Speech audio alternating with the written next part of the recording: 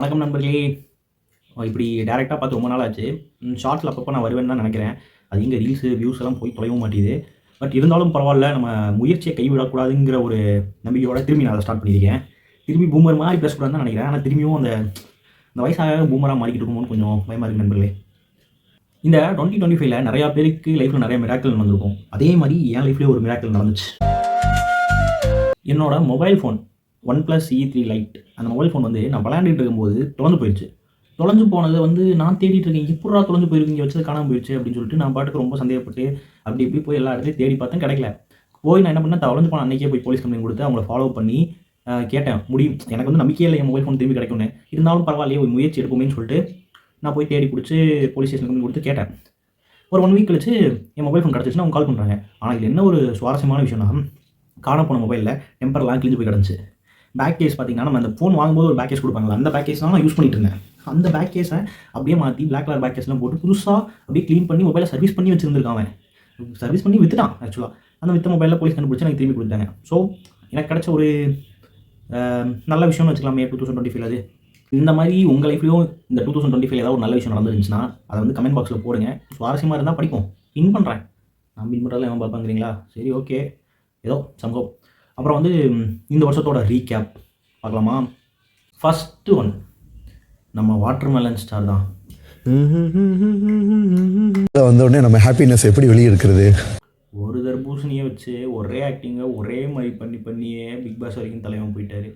நம்மெல்லாம் அசையாத மரம் ஒன்று விழுந்தது கீழே. நான் வெங்காயத்துக்கு விழுந்துச்சுனே தெரியல, ஆனால் உந்து போச்சு. 10 ரூபாய் வண்டிலுக்கு 10 ரூபாய் 10 ரூபாய். ஈசாலா கப் இனிமேல் வந்து லாலிபப்லாம் கிடையாது தம்பி. புரிஞ்சிருக்கும்னு நினைக்கிறேன். லாலிபப்லாம் நீ சொல்ல முடியாது. ஏன்னா வந்து 2025ல் கப்பே அடிக்காது. எல்லா டீமும் கப் அடித்ததில் எங்கள் தலைவங்க டீமும் கப் அடிச்சிருச்சு. பார்த்தீங்களா சைன் அங்கே? ஆர்சிபிடா. ஜேசிபியுடன் மோது, ஆர்சிபியுடன் மோதாதே. மேபி 2026லேயும் கப்பை ஆர்சிபி பேரில் எழுதி வச்சிடலான்னு நினைக்கிறேன். 2026 தலைவர் அரசியலுக்கு வருவார்னு பார்த்தா தளபதி அரசியலுக்கு வந்துட்டார்ல. வந்துட்டு மாஸ் காமிச்சிட்டு இருக்காரு. அதுக்கப்புறம் என்னென்ன நடந்துச்சுன்னு உங்களுக்கே தெரியும்.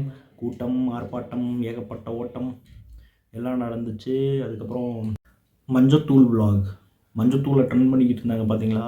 இன்றைக்கெலாம் எனக்கு தெரிஞ்சு மஞ்சப்பொடியோட ரேட் அதிகமாகி போச்சுன்னு நினைக்கிறேன். ஆனால் ஒரு படத்தை எடுத்து தாலிக்கு வேல்யூ இல்லைன்னு சொல்லிட்டீங்களாடா, அதை நினச்சாதான்டா ரொம்ப கஷ்டமாக இருக்குது. என் மூச்சவ பேசுனாலும் ஃபைனலாக இந்த ரீசெண்டாக ஒரு பெரிய இஷ்யூ நடந்துச்சு தெரியுமா? அந்த கத்தியை வச்சுட்டு இந்த சின்ன பசங்க போய் ஒரு நார்த் இந்தியன் ஒருத்தரை வந்து விட்டுனது. அதெல்லாம் என்ன சொல்கிறதுனே தெரில.